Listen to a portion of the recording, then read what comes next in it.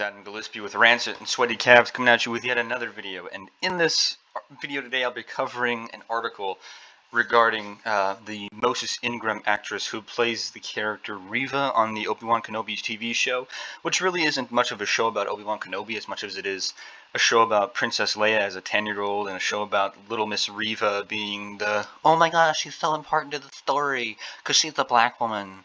Because that's really all her character is in this show, and it's very sad to see.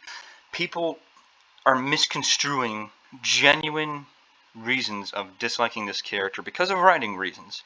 And they're misconstruing that with, oh, you must be racist because you're black, because you hate black people. And that's basically what goes on in this. And I'm not going to read through much of the article. I'll read through some of the tweets, and I'll show you what their response is to this so-called racist fandom that they desperately want to bring back into the fold, because if they don't have those quote-unquote racist fans, then they don't have any fans at all, because they just have a bunch of random people on the internet claiming that Star Wars is something that they absolutely love and enjoy, and they look back at Star Wars and they think, oh my gosh, Star Wars was just such a SJW movie. I can't believe people don't understand that, when it's not. It was just a good movie about good versus evil. It didn't have any political messaging in the original trilogy, and yet they're forcing it to have one for the sole purpose of injecting their social justice garbage into this franchise. And Star Wars is dead. I mean, it's deader than dead. It's been dead for a long, long time. And this is just the rotting corpse trying desperately to stay as fresh as it can until the next grave robber comes by. So, here we got Star Wars. We are proud to welcome Moses Ingram to the Star Wars family and excited for Reva's story to unfold. If anyone intends to make her feel in any way unwelcome, we have only one thing to say. We resist. I wonder when it is that Disney and Star Wars are going to realize that they're actually the empire in this situation, and them forcing their opinions on people and telling them, you have to like this because there's a black woman playing a character that we created in the show that is completely one-dimensional and doesn't have any depth to her at all. Apart from the general depth that they give random evil characters they want to turn good. I wonder when they're going to realize that they're the empire in this scenario. You know, it's kind of ridiculous. There are more than 20 million sentient species in the Star Wars galaxy. Don't choose to be racist. No one. If you go back and you watch the original Star Wars TV movies and TV shows and read the original books, everyone loves those stories because it's a story about groups of people from all kinds of species coming together to fight against one tyrannical government. That's what real Star Wars fans want to see. It does not matter what the color of a person's skin was or is. These people right here, Star Wars, Disney, social justice warriors who claim to be Star Wars fans, they have made this a problem in their own eyes. They have made this an issue for their purposes. They have made their own controversy to claim that the fans that gave them all their credit to begin with are racist. I see you, my sister Moses. This is from a person by the name of Ahmed Best. I see you, my sister Moses Ingram. You are a brilliant artist and inspiration and a queen of the highest order. I will stand with you and for you in this fight. You are the brightest star in the galaxy, sending all the love I have. That's so stupid. First of all, because she's not a main character in the Star Wars franchise. And second of all, because so far they have shown no evidence to suggest that anyone has actually given any racist commentary towards this actress. They have talked about the poor writing, the poor characterization, the poor acting. They have talked about all the negatives in regards to this. And it's just, it's nothing to do with her skin color. It's literally all... It's all character stuff. It's all writing. It's all the problems with the actual corporation pushing this garbage and these garbage characters. You know, Mace Windu, Lando Calrissian, even Finn. I really wanted Finn to be a good character, but Disney mishandled him so poorly. But Lando Calrissian, one of the best characters in the original trilogy.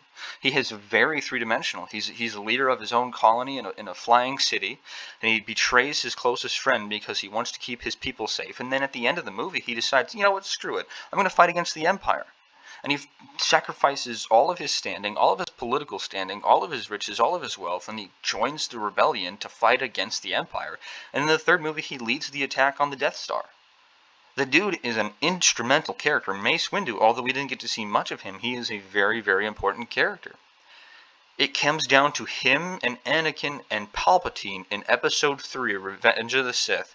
And if Mace Windu had shown a little bit more kindness to Anakin, or shown a little bit more friendship to Anakin, then the story wouldn't have gone the way it did. But him being such an instrumental character, if Anakin hadn't cut his hand off, if Anakin had waited for Mace Windu to do his job, if Anakin had brought peace to the galaxy by letting Mace Windu do his job, then the galaxy wouldn't have turned out the way it did.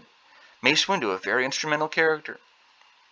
Lando Calrissian, a very instrumental character, but they have since ruined such characters for the sole purpose of propping up their own really poorly written characters for the sake of having black characters on screen. That's the problem. It's not that these actors or these actresses have a darker pigmentation of skin.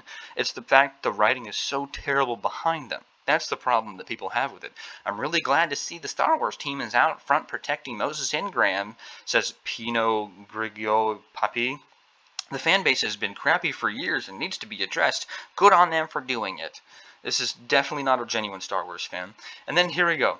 I became a fan of Moses Ingram in Queen's Gambit. In fact, no offense to anyone else, they were amazing. But she was my favorite part. I watched The Racist over the weekend and I have news. You aren't a real Star Wars fan if you don't embrace diversity, period.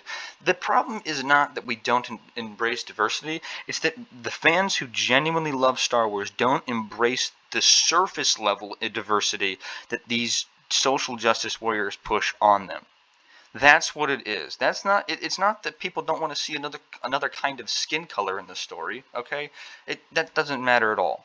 What matters is the fact that they are pushing these characters out there that have one-dimensional character types for the sole purpose of pushing out people with skin color so that they can say something like, oh, anyone who doesn't like this one-dimensional character who has no arc and is literally just the baseline character type that we have propped up in the past with zero personality, acts completely irrationally, and is an incredibly incompetent character, incredibly incompetently written by our writing team, then you must be racist if you don't like them. That's what it is. Here's another one. From Rob, pro-democracy. Democracy, okay, so here's a Democrat. If your issue with Moses Ingram is that you're not buying Reva's character, there are still 4 episodes left, and hopefully they can get you on board. If your issue with Moses Ingram is that she's a black woman, then Star Wars is not for you. And that is a 100% accurate statement. The problem is that it doesn't matter what genuine arguments you bring up, or genuine pitfalls, or storytelling types that are terribly portrayed with her character. It doesn't matter what anyone brings up. If you bring up any negative thing about this character's writing, or this character's existence in the Star Wars franchise, or the fact that she is just a completely irrational character who would have been killed by Darth Vader by now, because of her irrationality and her inability to actually follow orders properly, then you're considered racist. It doesn't matter what genuine arguments you have against her character. Any genuine argument is perceived as you being racist. That's what these people do. They perceive you as being racist just because you don't like the writing of a character that is poorly written. And then you got Angela Buxton. They did it to Kelly Marie Tran. No, she left social media before she got her supposed internet hate from these people. And then they better keep their daggum mouths off Moses Ingram or I will riot. It's stupid. Yeah, you'd probably riot about some other stupid garbage as well. And here we go, from Paul Dalkey. Moses Ingram is really cool, and it's sad to see her get dragged through the mud as a woman of color over her Star Wars character. No one is talking about the fact that she's black. They're talking about the fact that she is poorly written. That's the problem that people have with this show. That's the problem they have with this character. That's the problem what they have. Have you heard the criticisms in regards to Obi-Wan Kenobi? But no. You see, you're not going to pay attention to those because he's a white guy. You're not going to pay attention to the arguments against Obi-Wan Kenobi being a very poor rendition of the character, or the show disrespecting him in every regard they possibly can because he's a white guy. And you don't want to admit that people have problems with white people, because then that goes against your entire argument about Moses Ingram being treated racistly by people. See, these people are very, very racist. They really are. They're racist towards black people more so than the so-called racists that they're calling out. It's really disgusting to see, and it's a real big disgrace on Star Wars front. And I really, really hope they learn their lesson when they realize that every single so-called diverse character they push out there that has the exact same personality type and story arc is completely worthless because they don't have any diversity of thought. They don't have any diversity of character archetype. They don't have any diversity of belief system. They don't have any diversity of character decisions, morality, decisions, the ability to discern what is good or evil. Their characters are very one note and one dimensional, and that's the problem people have with them. If they just learned a little something from the fans who they're calling racist, who are literally just asking for better written stories, then maybe they could save the franchise that they have killed over the past decade. But it doesn't look like they're going to do that. And by the time that the next decade passes, if they haven't listened, Star Wars will be a dead and gone franchise and no one will care about it. And honestly, at this point, I couldn't care less. I've gotten so sick and tired of seeing all the garbage that Star Wars has had to put up with. All the garbage that the fan base has had to put up with in regards to Star Wars. Since Disney took it over, it's gone nothing but downhill. And it's just been poor story after poor story after poor story after bad story after bad story after bad story. Bad characters, bad characterizations, stupid ideologies, stupid belief systems, stupid character discernments, logical fallacies that make no sense, terrible lines, terrible dialogue, just terrible writing all around. Star Wars has suffered greatly over the past decade, and it is no fault to the fans. It is all the fault to the terrible writers and hacks that they have hired in Hollywood. That's the problem. That's the problem going on in regards to Star Wars today. All right. And now, in any case, though, I'm gonna close the video out. So I hope you guys enjoyed the video. If you did, make sure to leave a like, comment down below your thoughts. Make sure to hit that bell notification icon and subscribe to the channel so you don't miss an upload. Also follow me over on Rumble at capital RANTSIT, all one word, no space. And follow me on Patreon if you would. I will leave links to this in the description to those both below. And in any case, though, I hope you guys have a great day and a great rest of the week.